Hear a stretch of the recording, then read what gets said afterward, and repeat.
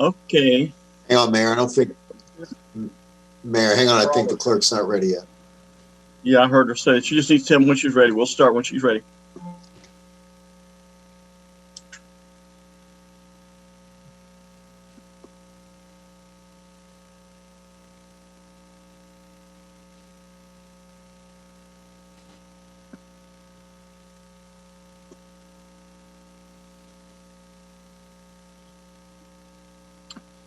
Where are you at, Lynette? Is that your living room? Your den?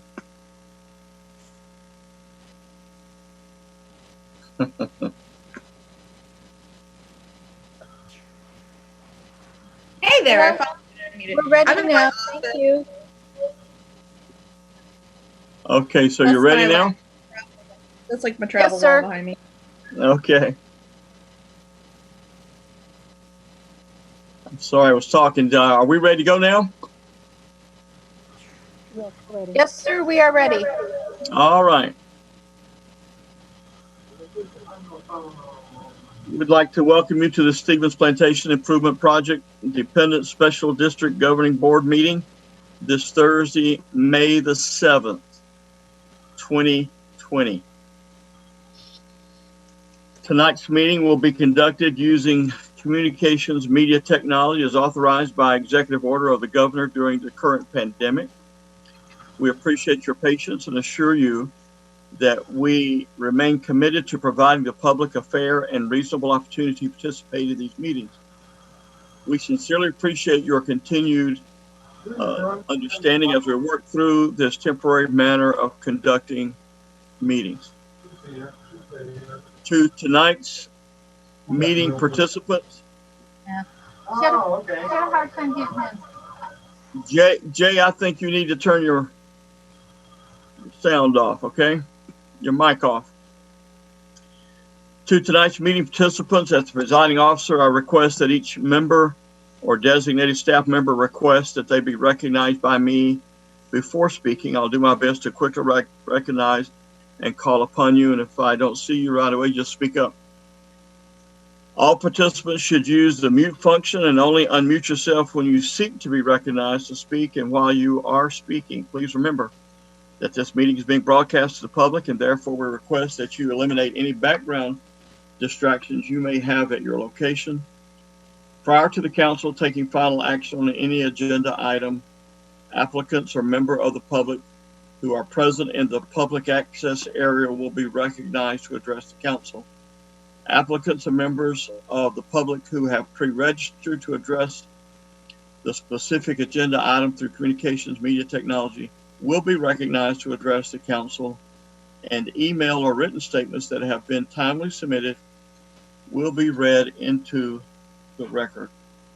With that, I call this DSD meeting to order. Madam Clerk, could you please call the roll? Chairman Blackwell. Here. Vice Chairman Matheny. Here. Member Cooper. Member Askew. Here. Member Trace. Here. Brings us to the first resolution. Madam Clerk, would you please read the resolution 2020-02-002R into the record?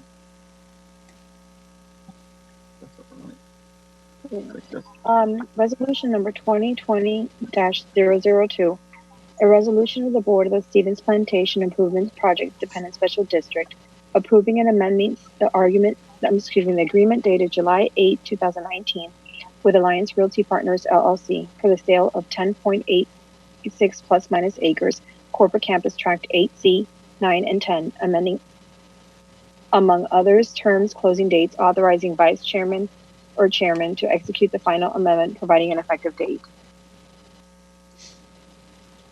Thank you. Who do we have speaking to this, Mr. Manzares? Yes, Mr. Chairman, I'll lead it off though. So this is the first of two items where the prospective buyers of property at Stevens Plantation are requesting for essentially extensions on the time periods to comply with the terms of the contract. Both of these requests are related to the ongoing state of emergency and the pandemic and the uncertainty of essentially of the markets associated with real estate development, specifically the financial markets. So the request before you from Alliance Realty Partners LLC is, as you know, Alliance is the contract purchaser for tracks 8C, 9, and 10 at the corporate campus. They have been moving, and they're the ones that requested the extension at this time. The current contract provides that the closing will occur 30 days after Alliance receives all entitlements for its project. Those are the contingencies in the contract. The buyer has been working diligently with the city staff, has really moved through this process very, very, very quickly, I think, for a project this size, and has worked very well with staff. And they are really on the precipice of having all their approvals approved. Staff has done its final review of everything. Their final permitting for the project is ready to be issued, and which is why we wanted to bring this back before you, as I indicated earlier, because the closing date under the contract would occur 30 days after those approvals are provided. So the buyer, again, working diligently, they came to the city, to staff, and they asked for an extension on the closing date, really related to the financing associated with this project. Due to the uncertainty of the situation, they're just, as not surprisingly, they're not able to close at this time. So the recommended action tonight would be a simple extension of the closing date for the project, so that the project would close no later than September 1st of 2020. As soon as the final approvals are put in place, and essentially the buyer is now committed to the project. The closing date will be September 1st of 2020. There remains in the contract 2 options to extend the closing date upon payment of non-refundable deposit dollars by the buyer if they want to extend it. But the 2 options would, if they were exercised, would push the closing out to the end of November of 2020. We ran these provisions by the Stevens Plantation bondholders, and they were okay with it. Their goal is to get this property closed essentially before the end of the year, and the time frame with this amendment would be consistent with that.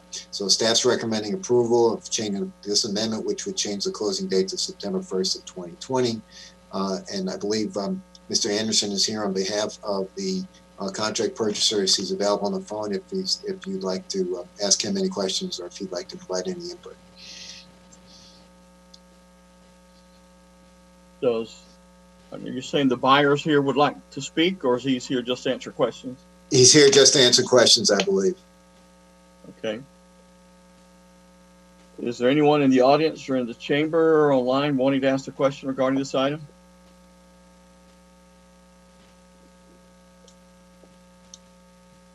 We don't have anyone in the audience, but I was looking at the list real quick. I think we have Bobby Anderson. I can't hear you. You need to speak a little closer to the mic. I think we have Bobby Anderson. You lost me there.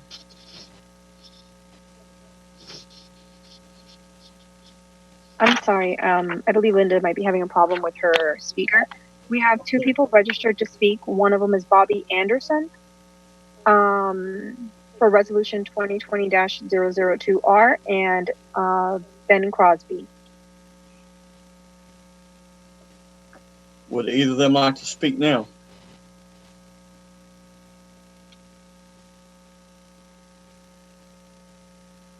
This is Ben Crosby. I don't have anything further on this issue. Okay.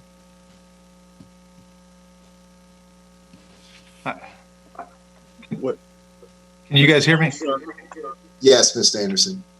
Okay, sorry. I was having some trouble here with my computer, so but no, I'm here to answer anything, and just was kind of give a brief synopsis of where we're at.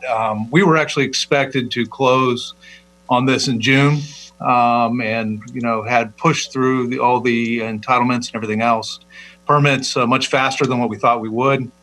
Originally, when we came to you guys, almost a year ago and put this thing under contract, kind of our schedule had this closing on August 31st at the time, but it's kind of a testament to what we've been able to do with plans and pushing everything through, and also with staff doing reviews and getting things back to us very quickly, that we were in position to close much quicker. Unfortunately, what we're finding right now in the current environment is that, banks are simply pausing on issuing any term sheets. And so we had Wells Fargo had a term sheet ready to close this, and Wells Fargo kind of came back to us and said, we need a little bit of time here.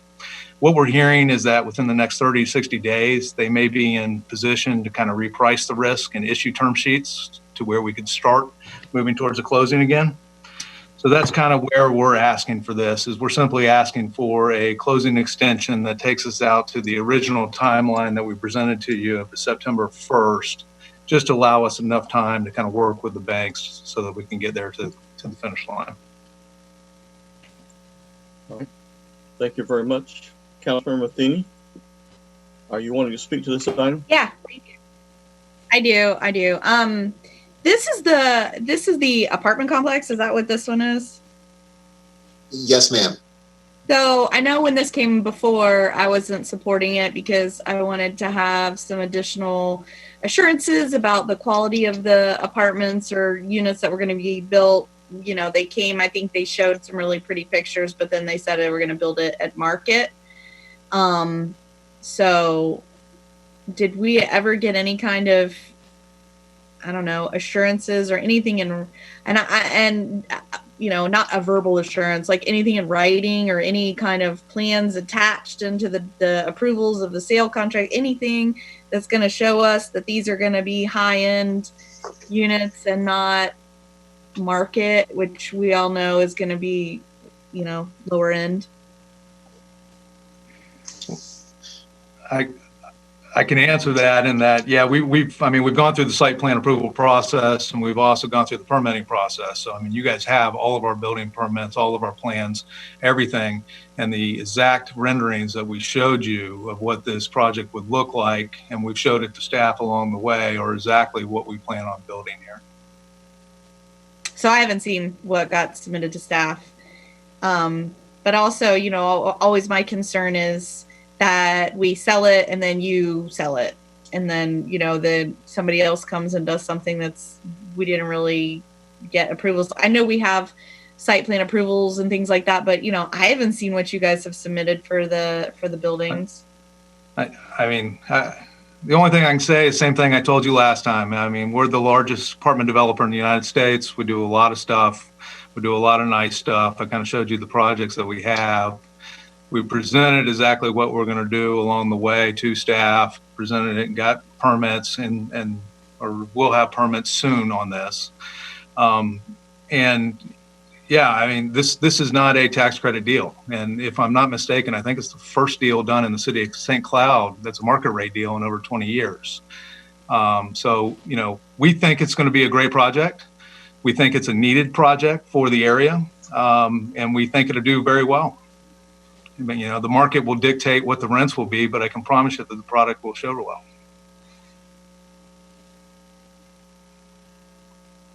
Okay. Mr. Councilmember Trace? This might be a question for Dan because I don't have the contract in front of me. How much is the deposit that's currently up? And this would make the deposit non-refundable if they don't close in September. Is that correct?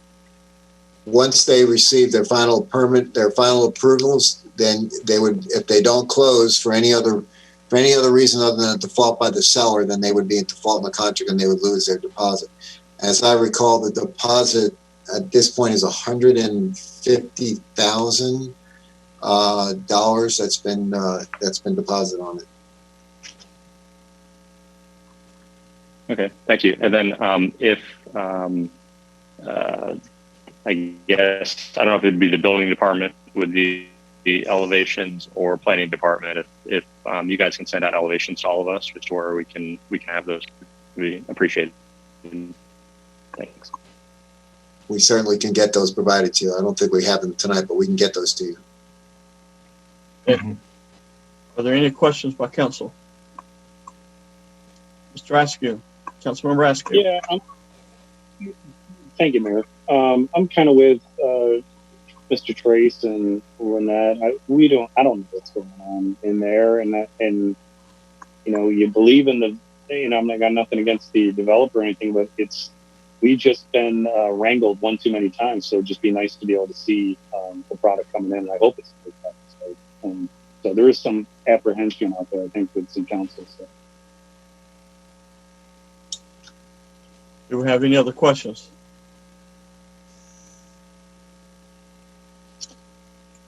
Can I entertain a motion from council? Motion to approve resolution 2020-02R. Do I have a motion from Councilmember Trace? I have a second from Councilmember Askew. Is that correct? That's correct. Madam Clerk? Yep.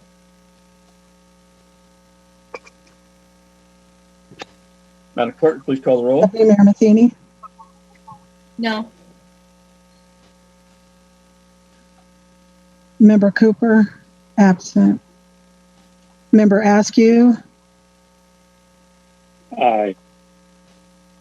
Member Trace, Aye. Chair Blackwell. Aye. Motion carries 4-1. I'm sorry, 3-1. 3-1. Madam Clerk, if you could read the next resolution. Resolution number 2020-003. A resolution of the Board of the Stevens Plantation Improvement Project Dependent Special District approving an amendment to the agreement dated March 12, 2020 with Avex Homes LLC for the sale of 142 plus minus acres Stevens North property, amending and extending the inspection period and authorizing the chairman or the vice chairman to execute the first amendment and providing an effective date. Thank you. And again, Mayor, I will address this. Please do so. As I said earlier, this is the second of two requests by the contract purchaser to extend the certain terms of the contract. This is obviously Avex Homes and the Stevens Plantation North property. Avex Home has requested an extension, essentially for the same reason, due to the current state of emergency and the uncertainty of the financial markets at this point.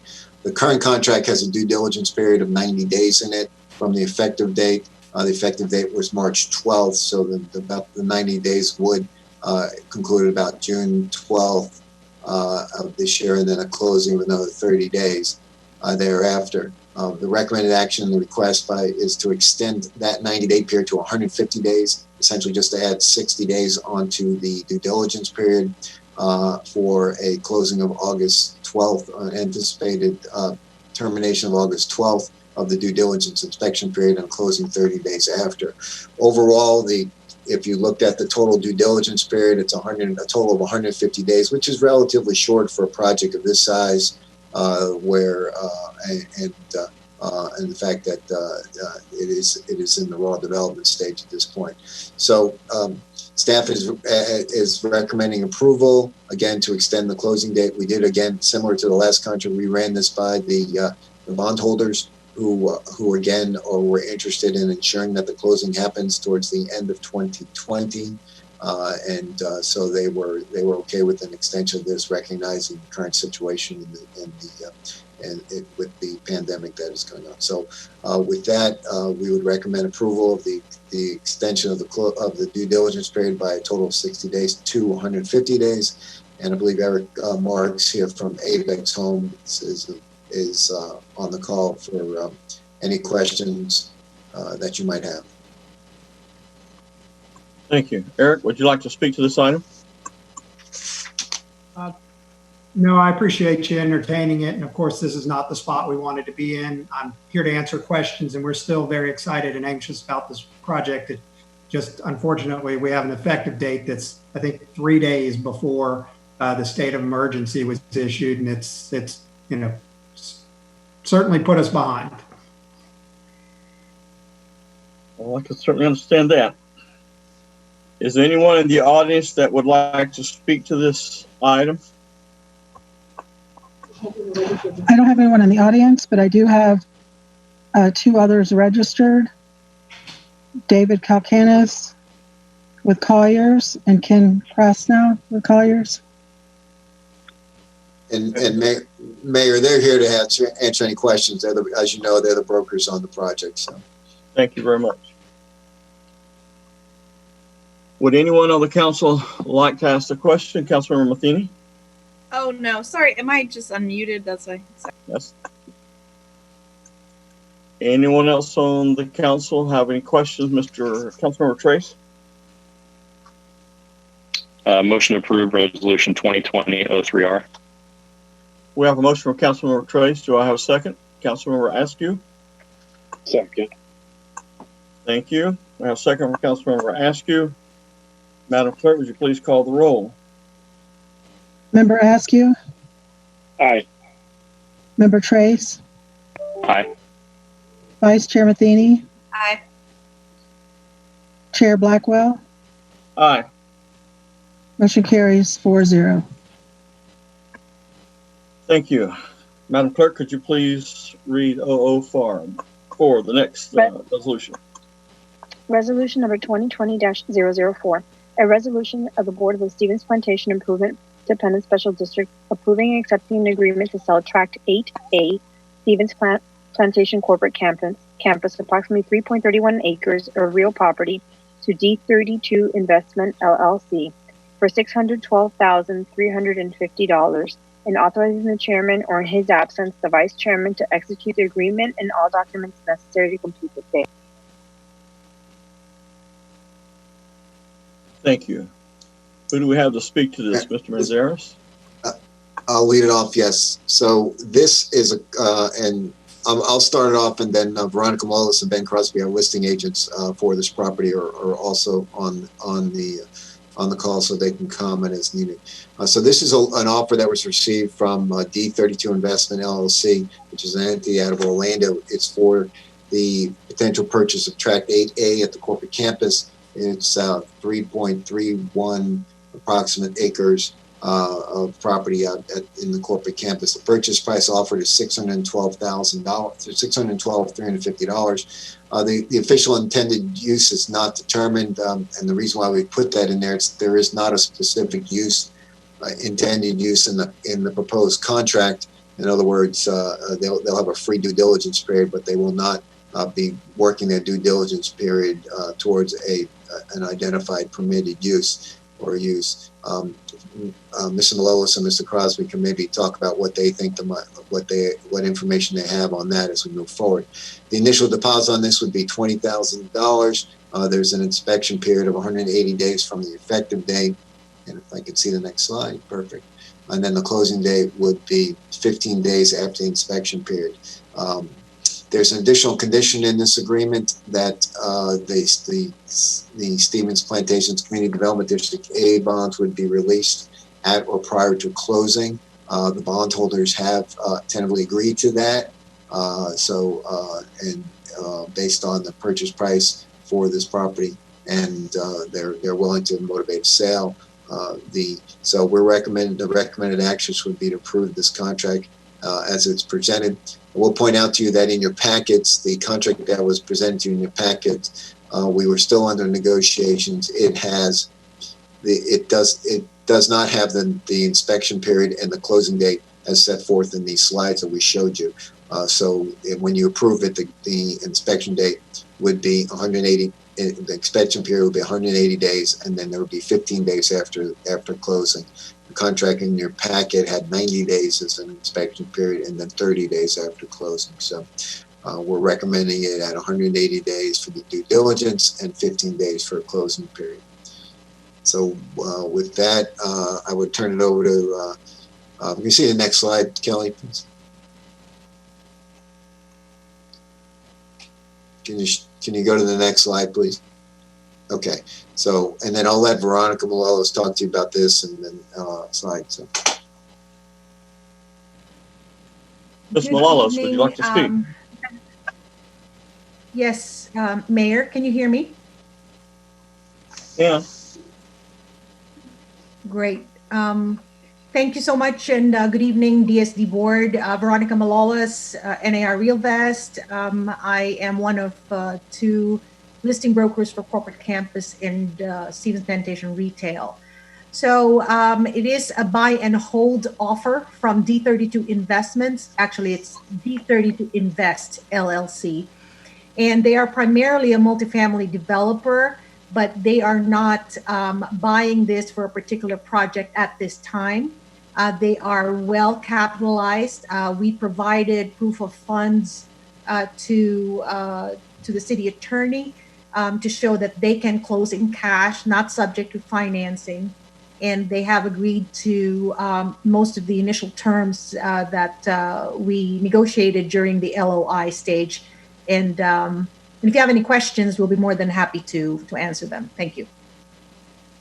Thank you. Is there anyone in the audience, Madam Clerk, who wishes to speak to this item? We have no one in the audience at this time. Thank you. Councilmember Matheny, your light is off. Are you wanting to speak? Yeah, I do. Typically we have a graphic that shows us, you know, where this lot is and what lots are available, and where do we have this graphic? I think that's the next slide in the presentation. Okay, because it's not in our packet. Yes. Okay.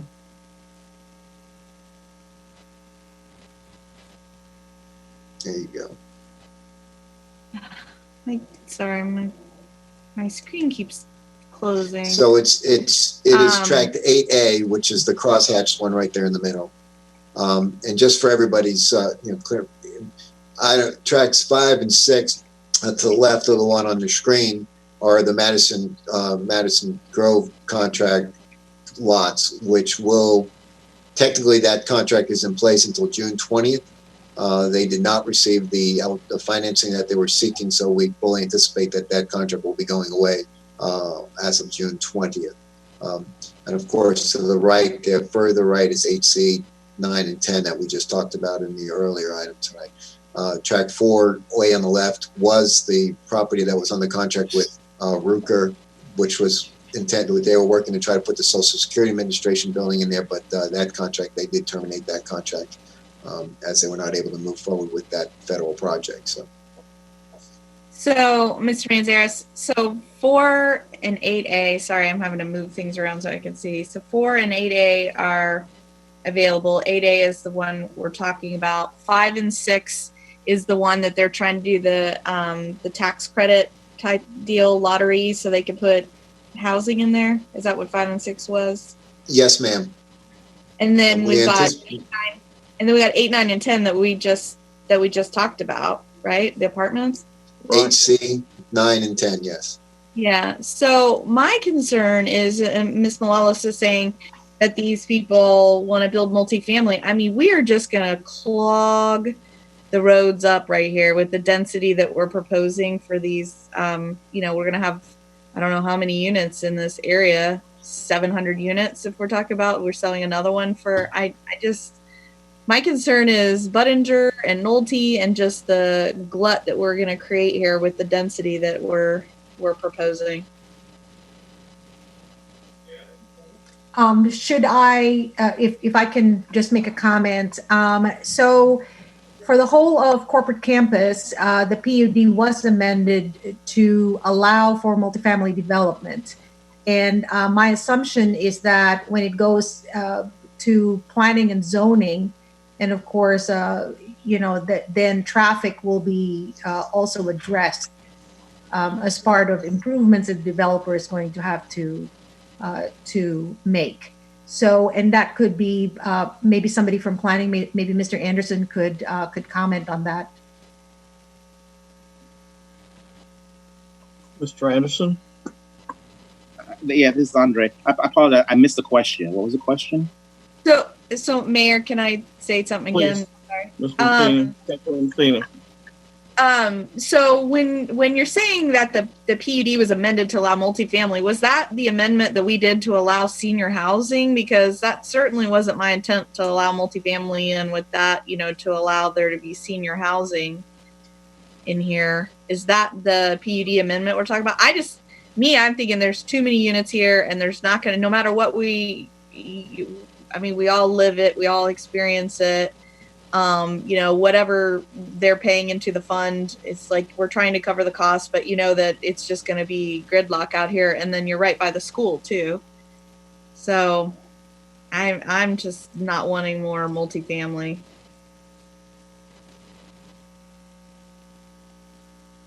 Ms. Matheny, the amendment that was done to the PUD for corporate campus was to allow 4 new uses. The first was multifamily residential. The second was assisted living facility. The third was pharmacy, and the fourth was gymnastic health spa facility. Those are the additional permitted uses.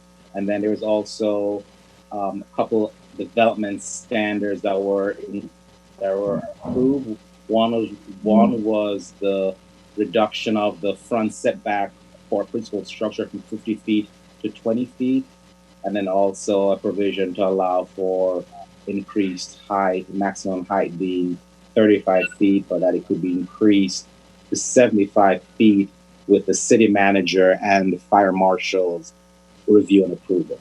Those are the items that were amended. Yeah, I just have serious concerns about all this density right here and just moving people in and out. And also on Nolte Road, I just saw the site plan today for the school that's being built at Nolte and Old Canoe. I mean, it's going to be impossible to move in and out of this neighborhood here pretty soon.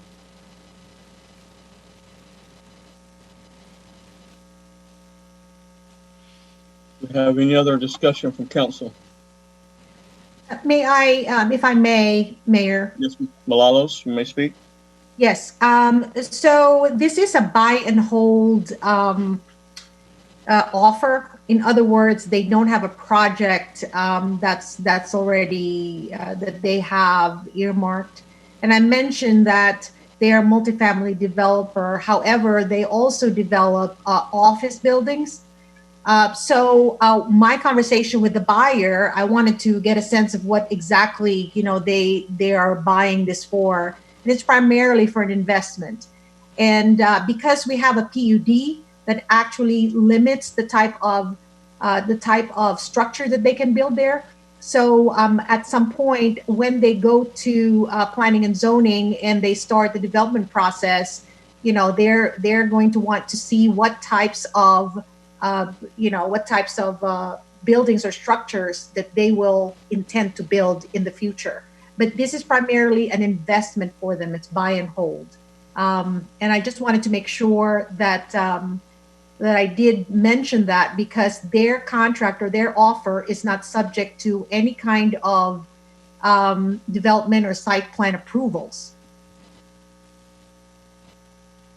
Is there a way, I mean, and maybe I'm just one council member that feels this way, but I mean, can we take the multifamily off the table and make it conditional use or something? I just am so concerned about, this is a nice part of town and we're just going to make it impossible to drive.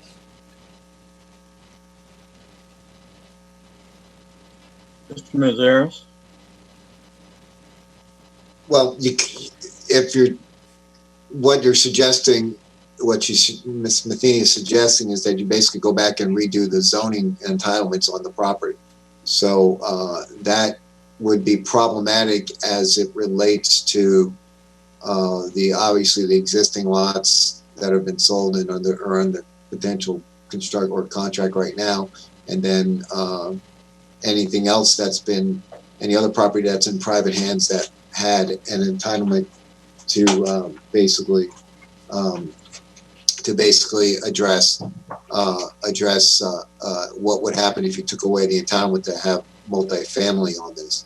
So, well, I'm not suggesting you go backwards. I mean, if we've sold it, we've sold it, and this is still our property. I'm just saying, moving forward, but there has to be some way to control this.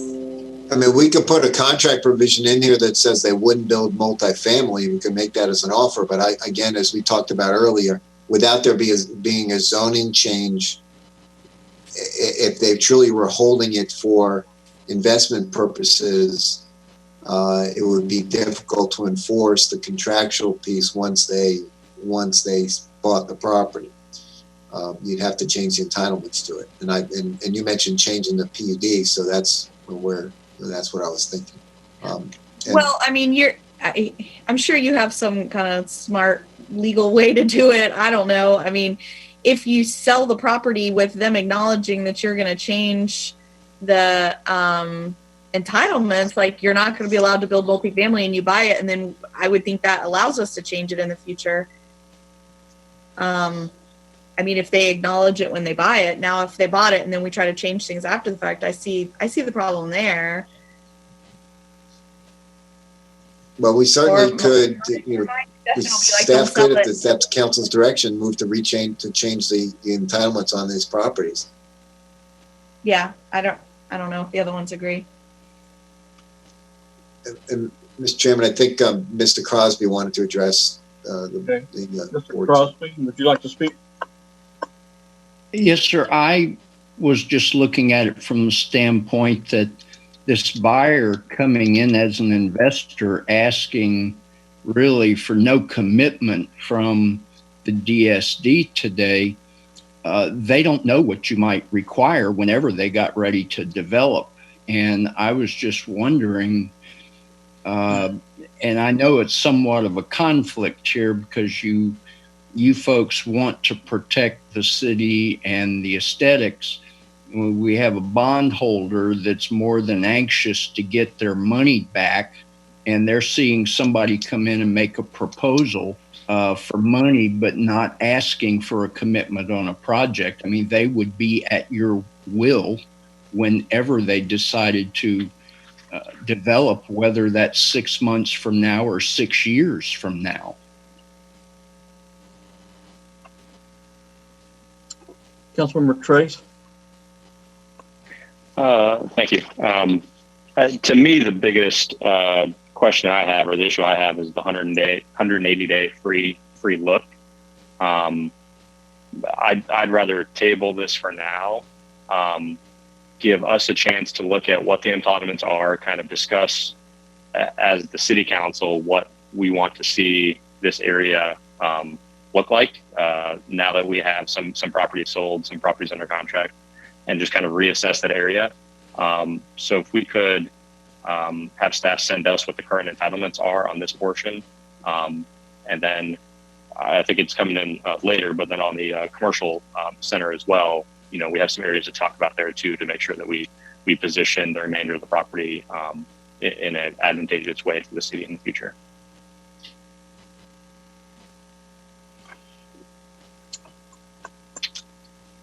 Any other discussion?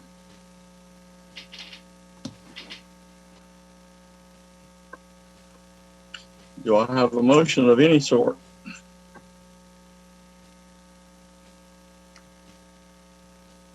Councilmember Matheny. I like Mr. Trace's suggestion to table it for now, and I don't know. I guess table it till the next DSD meeting, and we could do some further evaluation. We could get the cut sheets and things on the apartment complex that have been submitted to staff, and you know that deal hasn't closed either, so just reevaluate things.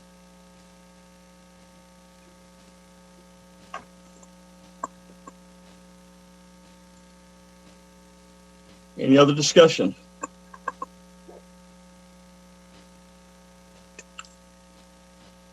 So I'm not hearing a motion. Oh, I thought that was my motion. Sorry. That's my motion to go with his suggestion and table it till the next DSC meeting. Okay, I have a motion to table this to the next DSD meeting. Do I have a second? Second. Second, Councilmember Trace. Madam Clerk, will you please call the roll? Member Askew? Aye. Member Trace? Aye. Vice Chair Matheny? Aye. Chair Blackwell? Aye. Motion carries 4-0. And if this staff knows what items we would like to send to us.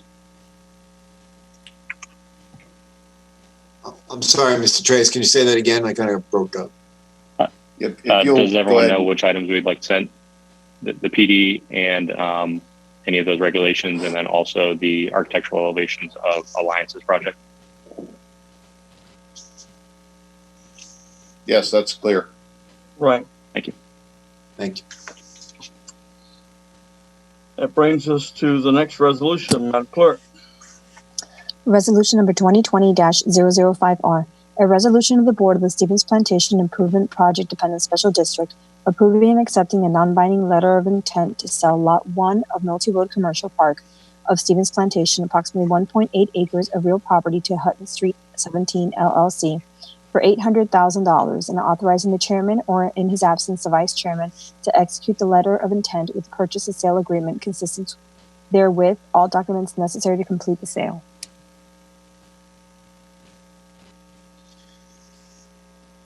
And Mr. Chairman, if I may, as soon as Kelly gets it up.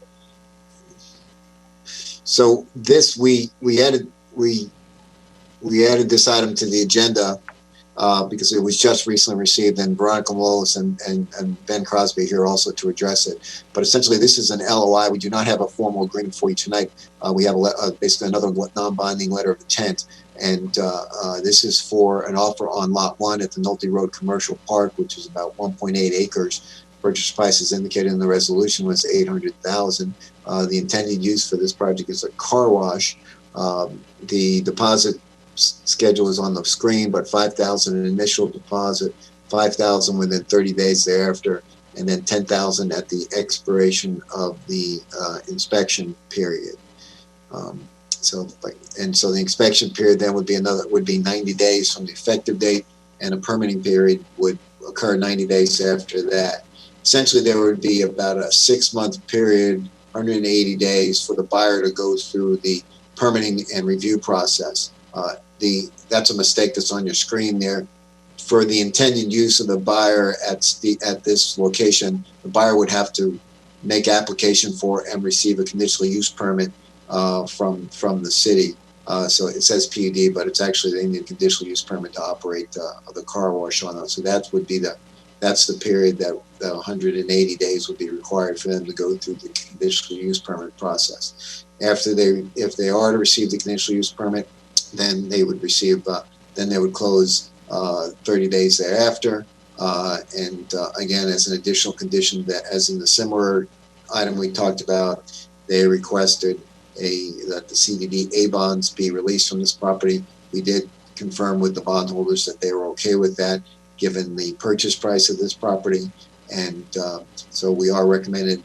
The recommended action is a little different than you've seen in the past, and part of that was because we were trying to potentially expedite a closing of this property, recognizing that we're trying to get as much of this dirt sold as quickly as we possibly can. So the recommended action tonight was to authorize the chairman to execute the LOI and then and a contract that would be substantially consistent with the LOI, so that we can move forward. So Kelly, can you show us the next slide, please? So there, that shows you Lot 1 at the Nolte Road Commercial Park, where this particular item is. In the past, we've had discussions related to the things that need to be done with that sidewalk easement and those easements on the front there, and as well as there's also been discussions related to the ingress and egress easement and a joint access piece for both of these lots off of Nolte Road. And we are working with the buyer for Lot 2 to work through that process to clean up some of these issues, to make these 4 lots 1, 2, and lots 4 and 5, make those lots much more marketable. And that'll all be done hopefully together. So that's the proposed offer that's on the table. And I can let Veronica Malois talk about what we've got here and the purchase price. And I will point out to you that we were a little surprised at the purchase price. It's actually a little higher than we were anticipating getting for this property. As you might remember, this lot was on the contract with Compton Builders for $500,000 less than a year ago, before Compton Builders asked if they could buy Lot 2 instead of this Lot 1. Thank you. Ms. Malalos, would you like to speak? Yes, Mr. Mayor. So just a little background on Hutton. They are a very large scale developer, family owned, and the car wash is going to be a corporate owned, developed, and acquired. And so they will be in control of this car wash moving forward once they develop it. Now, the car wash is a conditional use for retail, for Stevens Plantation, the retail park. And so therefore, they will have to go through the conditional use permitting and approval prior to actually submitting for permits, which is part of their due diligence period. That being said, we do have a graphic of their prototype for their car wash, which if we can have someone from staff show it, that would be great.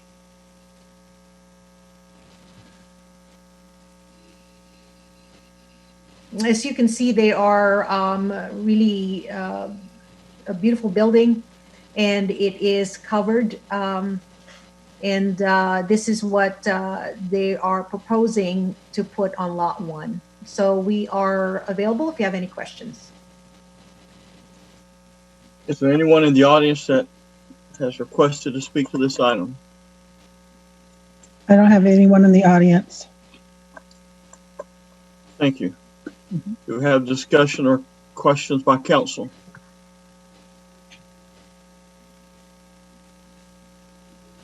Councilmember Matheny.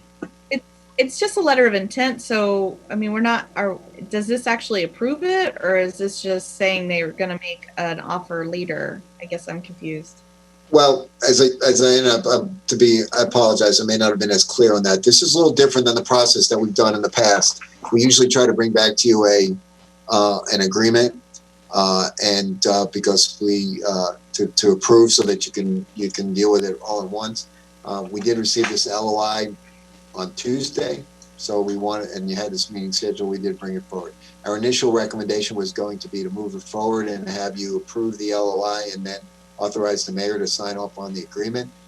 If you are interested in the project, we can pursue the negotiations of a contract and bring a final contract back to you at your next meeting, which is now going to happen because we've already moved one item to the next meeting. So if that's the intention of the council, of the board, we certainly would like to hear your comments on the proposed use there, because if it's something that is not you're in favor of or not in favor of, we certainly would think the buyer would like to know that sooner rather than later. Well, my thoughts when I found out it was a car wash was I was like, geez, now it's car washes. It's like seems to be like there's some kind of building of the week, and then everybody starts building it. My concerns, of course, is aesthetics and sound, because they're going to be right up against the back of people's homes. We want to make sure. You said it was all enclosed. That's great. Of course, I would like to have their renderings and things in the contract document so that they actually are tied to building what they're showing us. And I know we've done that previously. But those are just kind of my two concerns that I have. Mayor, if I may. Yes, you may. So this mod wash is the name of the model that they are actually developing all over the country, and in the state of Florida, I believe they have about 35 of these that they're going to build within the next 12 to 24 months. They are an experienced developer. And just for the purposes of giving some information to the board regarding what's happening in the commercial real estate landscape post-COVID, it's very likely that 50% of retail, of existing retail, is probably not coming back in the country. And this is talk that we're getting from economists, and as a matter of fact, Ben Crosby can speak a little bit to that a little bit later on. The office market is also going to shrink because as the space users for office are starting to realize that they don't need as much space as they used to because their employees are actually productive working remotely, we're going to see a lot of vacant spaces in office buildings and also retailers. And it's interesting because Councilwoman Matheny had made a comment that there's a building of the week. And truthfully, what's going to happen is the ones that are going to be thriving post-COVID are probably these types of retail models.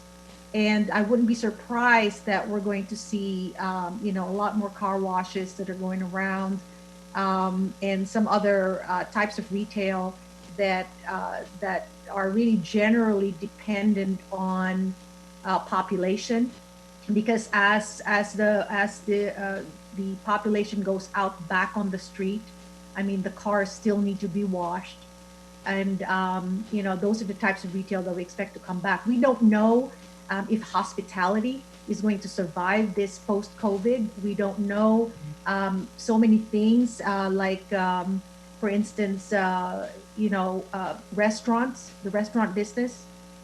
So a lot of investors and developers are really,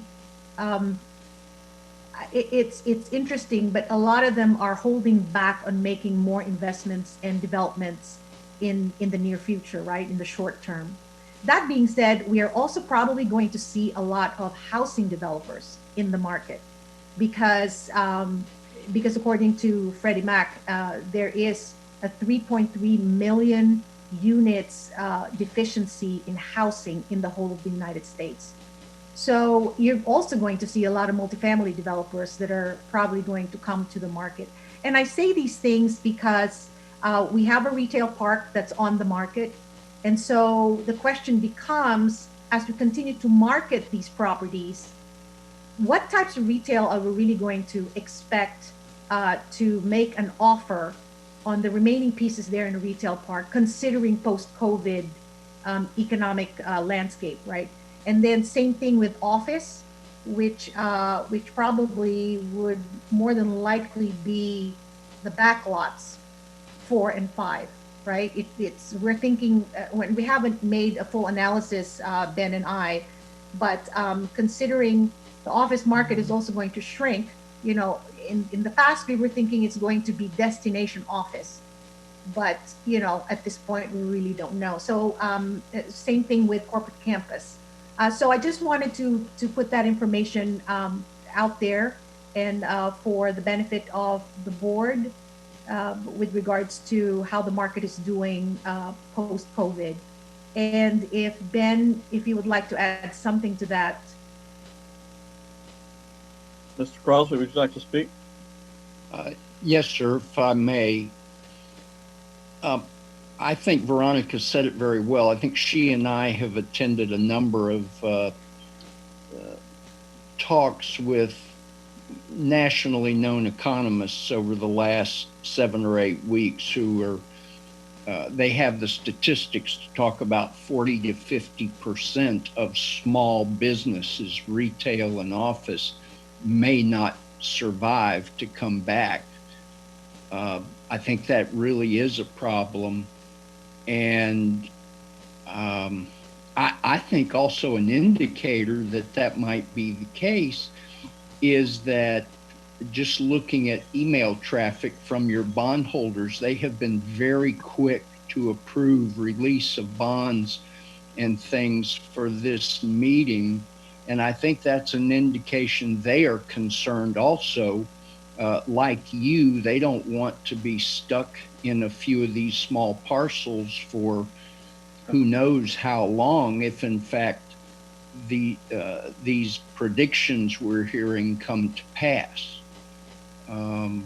So I think everybody is just afraid of the unknown, just like the whole virus. So I would just, I think Veronica's right. Some of these retail uses may be postponed for a long time, that tonight we hope might come forward, but right now the crystal ball is not very clear on what the future is going to be for these parcels.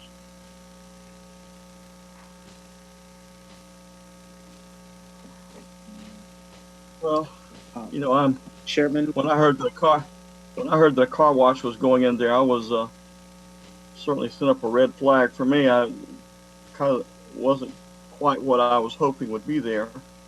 If we do approve this, you know, to me the appearance is a huge issue. It's got to be something that was certainly not keep us from being able to sell lots 4 and 5, and that concerns me. The traffic coming in and out of here, and what would be the impact on lots 4 and 5. But then on the other hand, I've been sitting here for almost going on 4 years now, and this property's been sitting there. How long, Mr. Askew? A long time. Long time. Yeah, then here somebody comes along and offers a huge, a really nice price for this property. We just turned down another offer, cash offer. Wow, I'm frustrated. But at this time, I'm kind of inclined to accept this offer and to move forward personally. We need to sell this property, but hold their feet to the fire on what to put there. Chairman Blackwell. Mr. Anderson. Thank you. Mr. Chairman, just to add to the conversation to provide some additional information, Ms. Maloulis is correct in that this property would be subject to a conditional use permit that would have to come back to the City Council for approval. But additionally, we would also require that they meet our non-residential architectural standards. Additionally, we'll also need to meet our exterior lighting standards. So there are some additional criteria that will be applied to this property with respect to aesthetics and to further enhance some of Ms. Matheny's concern. You know, we would definitely ensure if this were to move forward that we have, you know, substantial buffering and screening for the residential uses to the west of the property. Thank you, Mr. Anderson. Do we have any other discussion from the council? Do we have a motion?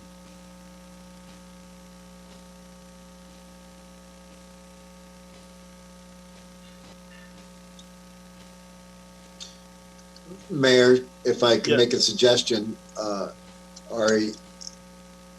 I guess what we're looking for at this point is letters of intent are essentially, they're non-binding. It just allows us to move forward with trying to put together another contract. If the majority of the board is interested in looking at a final contract on this, then we can certainly put a contract together and bring it back to your next meeting, and you can make a final decision at that point. If it looks like the majority of the board is not willing to move forward with this, then again, we'd like to know that now, so that we can let protect the potential buyer know. Well, I would certainly be in favor of moving forward. Councilmember Trace? I'm not a fan of the use. The purchase price is appealing, but it's, to me, it's not a use that I would like to see in that area.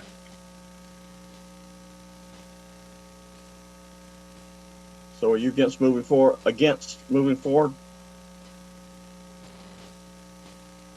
Mr. Matheny? What is your pleasure? I don't love it either. That's why when I heard car wash, I was like, geez, another car wash. And, you know, I'm concerned about the proximity to the houses. I'd like to hear what Mr. Askew has to say.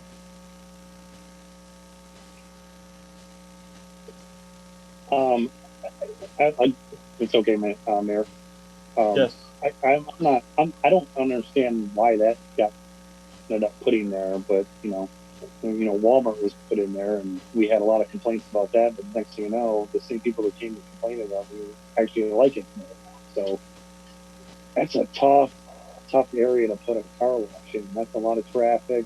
And if you look at I'm not going to pick on Avatar, but that is a mess there on Old New Creek and Neptune. It's a really hard section to go through.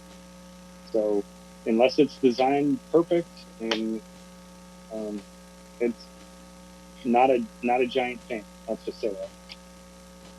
So are you opposed, in favor, or opposed to them bringing back a proposal?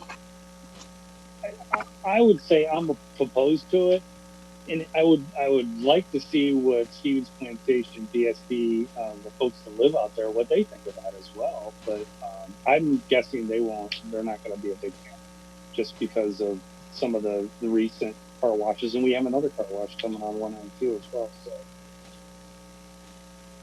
Well, at this time, it looks like the motion is, or the proposal to move forward is failing. So,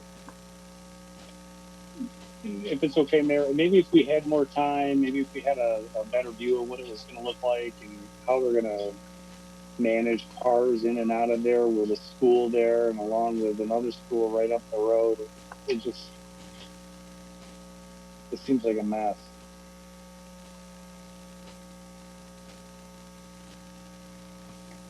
Ms. Matheny.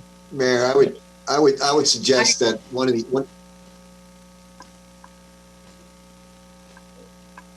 Go ahead, Mr. Manzares. Thank you.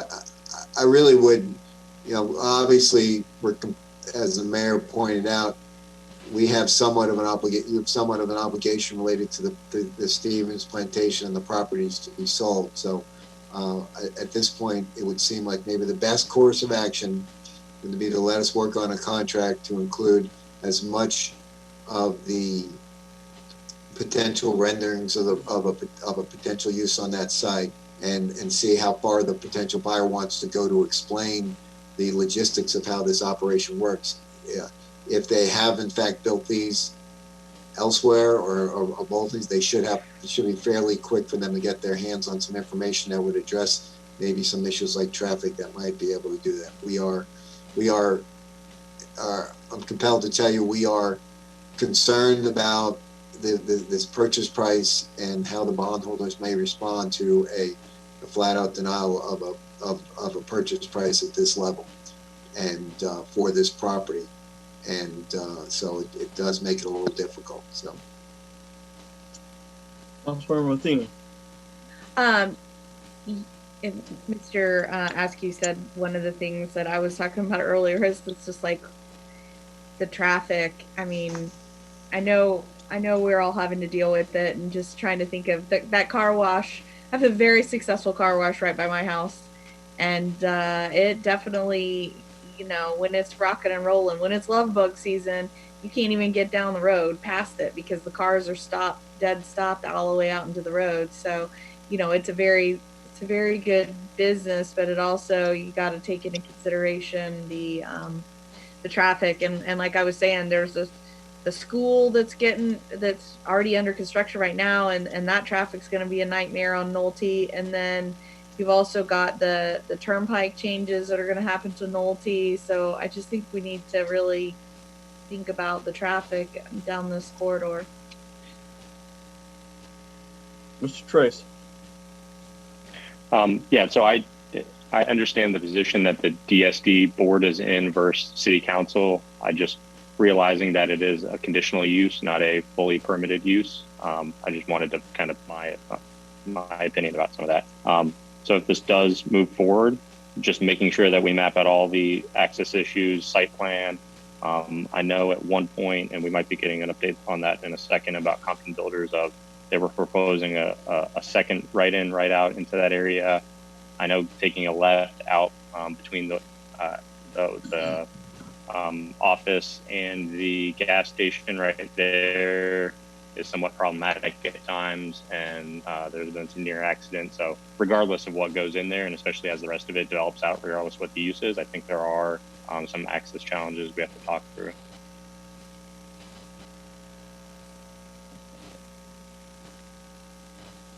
So what? We still haven't come to a definitive direction on this issue. I just need to know whether you're in favor of letting him move forward with a proposal. Can I just have an up and down vote on that? Ms. Matheny? I'm okay with them coming forward with the proposal. They can listen to this meeting and hear all of our concerns and know kind of where we're coming from. Mr. Trace? Yeah, that's perfectly fine. I just wanted to make sure that my opinion was out there before they spent a lot of money on a proposal. Mr. Askew? I concur with Mr. Trace and Deputy Mayor. I would like to get this monkey offer back, but I would also like to see what's going in there and how they're going to handle the whole situation. So I don't mind moving forward. Well, I'm also willing to move forward, but I think you need to express to the buyers now. I think you're going to get huge opposition from the community on this. Well, we will take that, and we certainly will go back to Ms. Malolos and Mr. Crosby will relay the comments from the meeting tonight, and we'll go back to the buyer and see if they still want to proceed. They may not. Addressing it is a difficult. One of the reasons, obviously, we want to do so we can get your feedback right now, so we can get down the right road.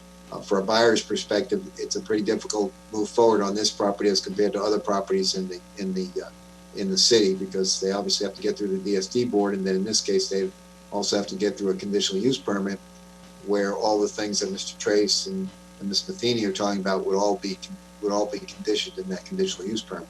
So at that point, but we'll communicate that to them, and we'll see what we can do.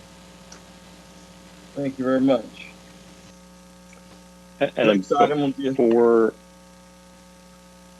Mr. Mayor, I just had one question for Ms. Malolos and Mr. Crosby before they jump off, because I don't know if they're sticking on for the next item. I did not see the listings active on LoopNet for the Stevens properties, so if they can update that or figure out what happened, because they're not on there right now. So if I can address that. LoopNet is actually the consumer-facing website of CoStar, and there's been an uproar and you're familiar with this, Councilman Trace. There is an uproar in the brokerage community with the pricing that LoopNet is charging the commercial real estate brokers, and so a lot of the large companies have actually opted not to continue with LoopNet. However, for instance, my company, NAR RealVest, is continuing to be a subscriber to CoStar, but you are probably going to start seeing a lot of the companies not using LoopNet anymore. And that's going to take some time, but just to let you know, within the industry, LoopNet and CoStar have been the giants in data and marketing. But to the point of really kind of pushing the users to make decisions such as those. So I wanted to make sure that that I at least explained that, and that's probably why you're not seeing it on LoopNet. But if you're a CoStar member, you would see it on CoStar, which is really the website that the professional commercial real estate brokers use for data mining and for marketing. And Ben, if you would, speak to that as well, that would be great. Sure. I would just echo what Veronica is saying, but I will also say to Mr. Trace, we actually rotate them. They're just not there full time. But this particular property, along with some others, just rotates in and out of our own advertising schedule. Okay, perfect. And we do have pricing on these avenues as well, or do we just have it out there unpriced? So we do not have pricing on them specifically for the purpose of trying to get as much as we can as an offer. For instance, whenever we take a call on any of your properties, the first question we ask the lead is, what is your intended use? And this is a marketing strategy where you allow for a buyer to come forward with the price that they think would work for them. And for instance, this car wash offer is, if we had put it out there to the public, you know, how much we are marketing it for, you know, would we have gotten 800,000? You know, I really don't know the answer to that, but that is the number that they put forward in their offer. And so it's actually a benefit not to put the price out there and kind of talk to each lead as they come in. I hope that answers your question. Yep, that's good. Thank you. Are we done with this item? Thank you, Ms. Malalos and Mr. Crosby. We'll move on to item number 6, discussion regarding Compton builders. And Mr. Chairman, this item was placed on the agenda because we were trying to clarify some issues with regard to the Compton builders contract, which is for lot 2 in the corporate, in the commercial center. And Kelly, if you can put up that slide, please. So we can talk about, there's no action to be taken today, but since Mr. Trace had started wanted to talk a little bit about it, we can talk a little bit about where we are. So if we can get that slide back up. But the confusion, there was confusion, but the thing that we had to work out with Compton Builders, we've been able to work out. They understand that they're going to have to move forward with some revisions to the project to allow for that right in, right out off of Nolte Road, and that would be a joint access into lots 1 and 2.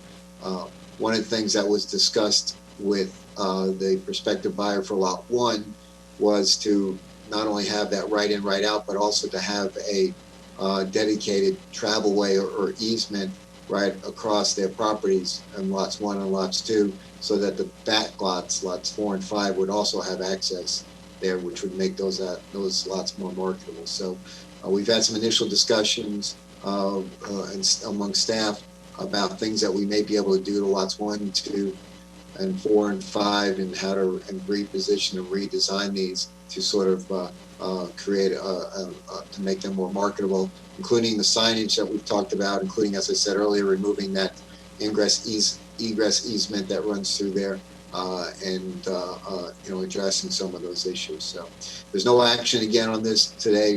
We're going to work forward with the buyer for lot 2, and hopefully we can move forward with that soon.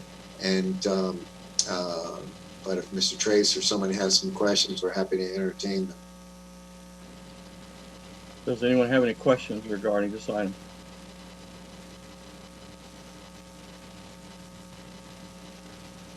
Okay. I guess there is none. We thank you for moving forward with bringing back whatever the recommendation is.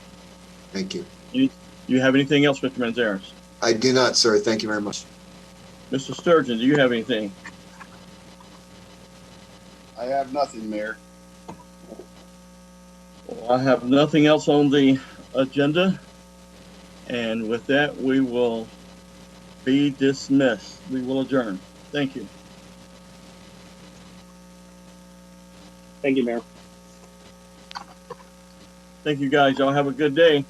Thanks, Mayor. Stay safe.